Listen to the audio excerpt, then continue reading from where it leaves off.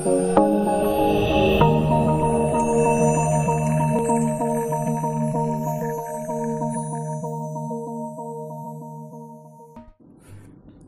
kabar semuanya? Pada pertemuan sebelumnya kita telah membahas menu transaksi pesan di mana kita menampilkan data pesanan. Dan pertemuan sebelumnya kita telah membuat master pelanggan, barang, dan supplier, di mana setiap menu itu terdiri dari tampil, tambah, edit, dan hapus. Nah, untuk pertemuan ini kita akan membahas tentang bagian tambah. Untuk bagian tambah master itu kita simpan ke dalam satu tabel, sedangkan untuk bagian pesan ini kita lihat dalam IRD-nya itu relasinya adalah pelanggan melakukan pesanan itu one to many, kemudian pesan dengan barang itu many to many, sehingga waktu kita membuat bagian tambah itu kita harus menyimpannya ke dalam dua tabel. Tabel yang pertama adalah tabel pesan, tabel yang kedua adalah tabel ada, dikarenakan satu pesanan itu terdiri dari banyak barang. Nah, oleh karena itu materi kita dibagi menjadi dua bagian. Bagian yang pertama atau pertemuan kita sekarang, kita akan membahas itu cara kita menyimpan data ke tabel pesan. Jadi pelanggan punya pesan. Pertemuan minggu selanjutnya kita akan membahas bagaimana kita menyimpan di tabel ada. Jadi di bagian tambah pesanan sendiri ini terbagi menjadi dua part. Jadi kita lihat di URL-nya di kiri bawah, di situ ada localhost /commerce /pesan /tambah. Jadi proses selanjutnya kita tinggal lihat di URL-nya. Pada controller pesan kita harus membuat function yang namanya tambah, kayak gitu ya. Karena pertemuan sebelumnya kita telah membuat yang bagian indeks. Nah, yang harus kita lakukan adalah buka controller pesan, kemudian kita tambahkan function baru yang namanya tambah. Nah, letaknya setelah kita tutup function indeks. Jadi di sini kalau kita klik maka dia akan mengarahkan kalau ini tutup dari function indeks. Jadi kita kasih komentar ini end fungsi indeks tampil ya. Nah, kita enter. Nah, di sini kita bakal tambahin satu function lagi yang namanya tambah. Nah, di sini sama seperti waktu kita membuat function tambah di controller pelanggan, itu kita menambahkan form validation. Itu fungsinya buat kasih rules jika dia tidak mengisi konten tersebut atau mengisi kolom tersebut maka tidak bisa disimpan. Nah, di sini kita tambahkan this form validation, kemudian set rules,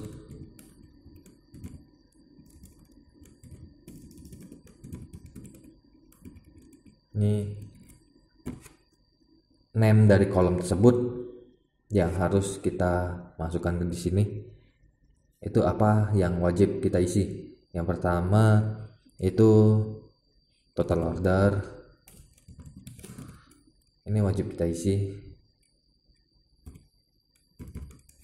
Kemudian yang kolom kedua ini itu pesan yang bakal ditampilkan. Jadi dia bakal muncul error total order, itu wajib diisi ketika dia simpan tanpa mengisi tabel atau kolom total order. Jadi kita tulis di sini require. Nah, yang kedua itu tanggal, itu wajib kita isi.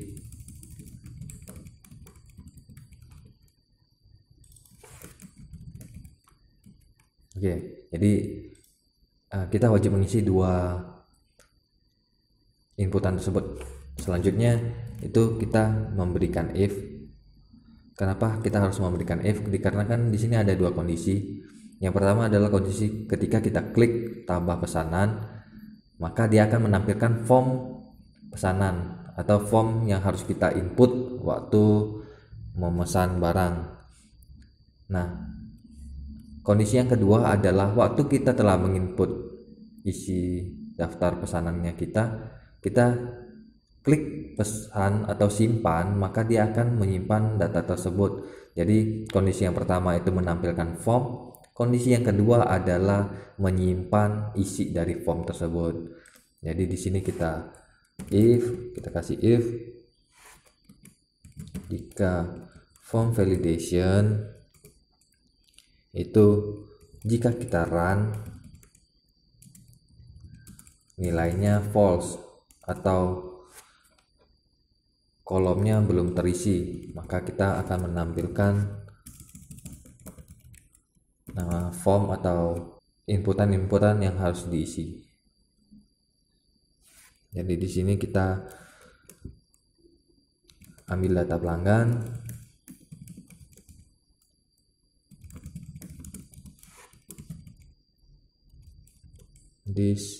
kemudian pelanggan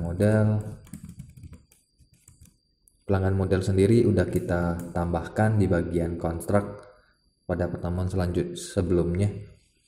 Kemudian nama fungsinya adalah data pelanggan. Ini telah kita buat pada pertemuan sebelumnya. Jadi coba kita lihat di pelanggan model harusnya sudah ada fungsi data pelanggan dan bisa kita manfaatkan.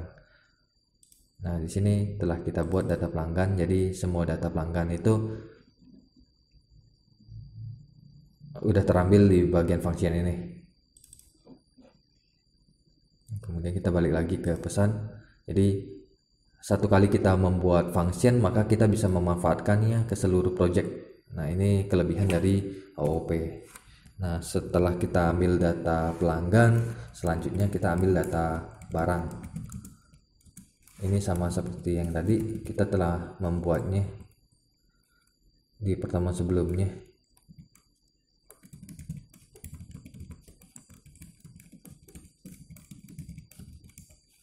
Nah, kemudian dua data tersebut akan kita lempar ke bagian view. Kita kasih variabel baru namanya data, tipenya array. Kemudian isi dari array ini adalah lokasi kontennya, itu ada di folder pesan.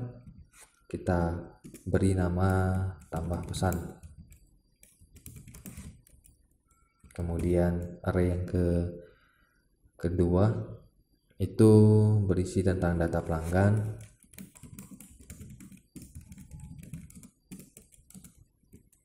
Itu kita ambilnya dari variabel ini, data pelanggan.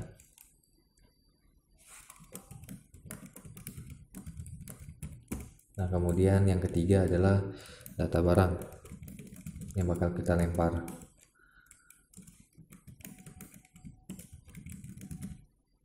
Oke, data barang kita ambilnya dari variabel yang ini. Nah, array tersebut kita lempar ke bagian templatenya. Berarti kita tulis this load view, dimana lokasi templatenya kita itu ada di folder layout. Kemudian nama filenya wrapper. Kemudian kita lempar isi datanya. Jadi ini kita lempar ke bagian view. Nah, selanjutnya kita buat bagian else-nya atau fungsi untuk nyimpannya. Jadi ini untuk menampilkan formnya, else itu untuk simpan ya, simpan ke tabel pesan.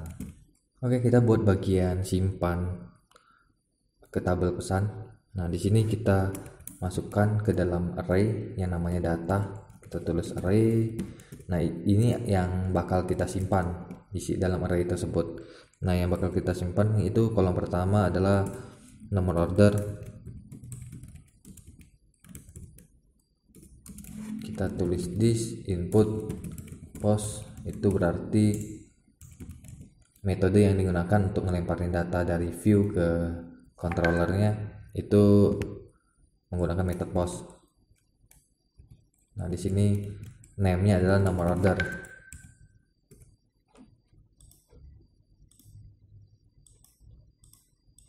Nah, kemudian yang kedua adalah tanggal order.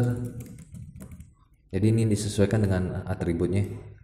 Jadi di sini nomor order, tanggal order, total order, dan seterusnya. Nah, kita tinggal tambahkan ini tanggal order. Oh ya, ini harusnya kalau di dalam array itu pemisahnya adalah koma, jadi kita gunakan koma. Nah, setelah tanggal order kita tambahkan total order.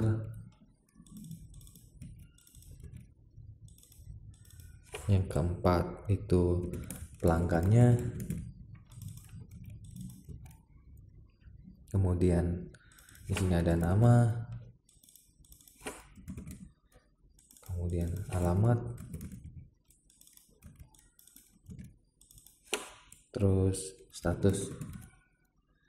Nah, status di sini kita buat pending saja dan tidak ada pemisahnya atau koma karena ini adalah proses gitu ya. Jadi statusnya dalam proses. Nah, ini yang bakal kita simpan ke tabel pesan. Kita tulis this general model add new, jadi nama fungsinya add new. Nah, di sini ada dua parameter. Parameter yang pertama adalah nama tabelnya pesan, yang parameter kedua adalah array-nya. Nah, jika dia telah tersimpan, maka kita mengalihkannya ke halaman awal atau bagian tampil data pesan base URL. Jadi kita redirect ke base URL di mana kontrolernya itu pesan. Nah, di sini kita tulis n fungsi tambah. Jadi ini tutup dari fungsi tambah gitu ya. Kita simpan. Nah, sampai di sini controller pesannya kita udah selesai. Proses selanjutnya adalah kita membuat bagian tampilan untuk view-nya. Di sini kita tulis di folder pesan, nama kontennya itu tambah underscore pesan. Jadi di bagian view folder pesan kita buat file baru namanya tambah pesan .php, kita save. Nah, di sini kita buat kolom-kolomnya yang bakal kita input ke tabel pesan. Yang pertama adalah headingnya dulu. Headingnya kita buat rata tengah, jadi align center. Kemudian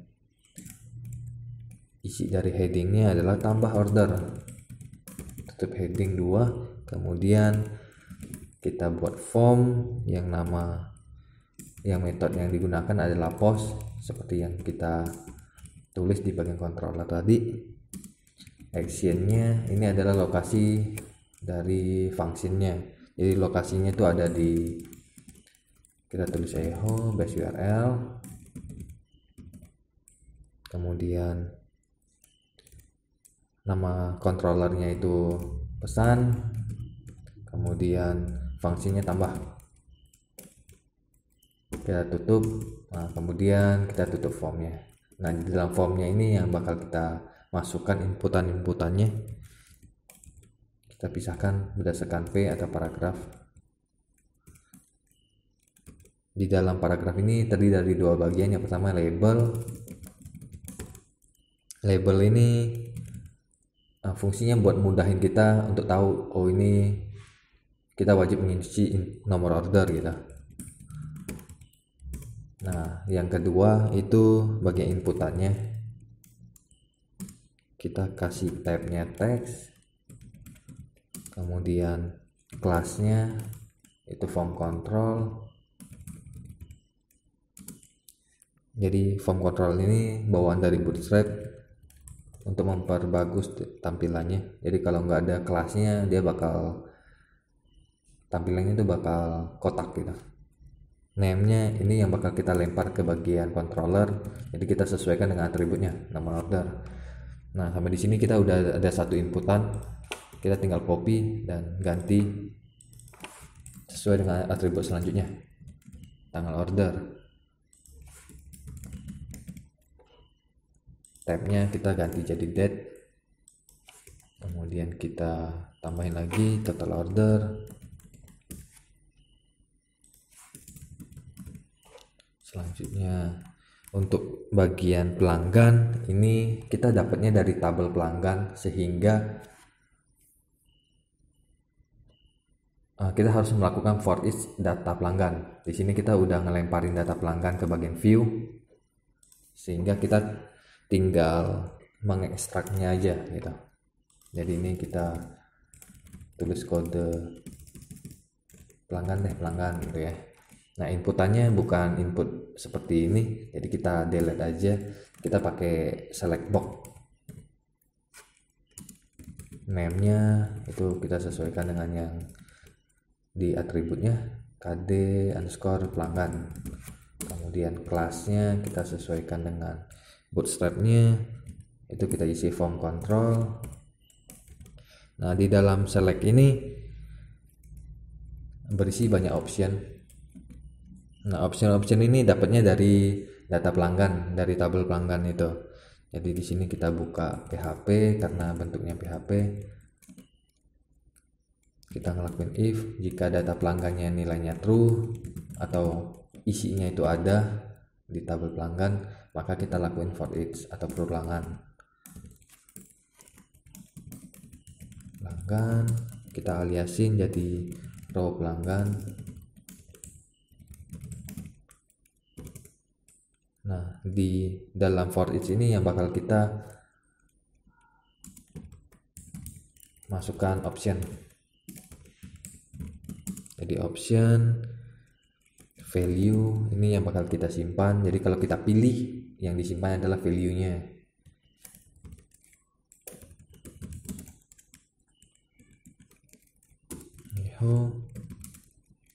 Row pelanggan, yang kita simpan adalah kode pelanggannya. Nah, tapi yang bakal kita tampilkan adalah nama pelanggannya. Jadi kode pelanggan untuk disimpan, nama pelanggan untuk ditampilkan. Value udah ditutup, kemudian selanjutnya tutup dari option, kemudian ini tuh optionnya. Nah, di sini kita buat tag PHP lagi untuk menampilkan nama pelanggannya.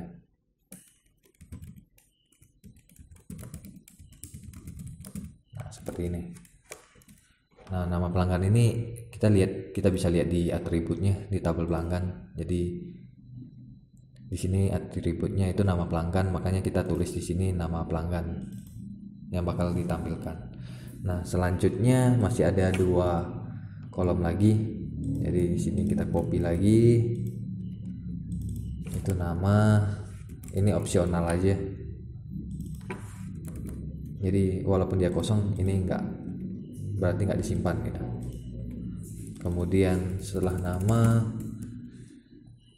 kita simpan alamat. Nah, di sini alamat. Kemudian selanjutnya kita buat bagian buttonnya, button submit. Jadi di sini input, tabnya submit, kemudian name-nya submit juga, value-nya submit juga.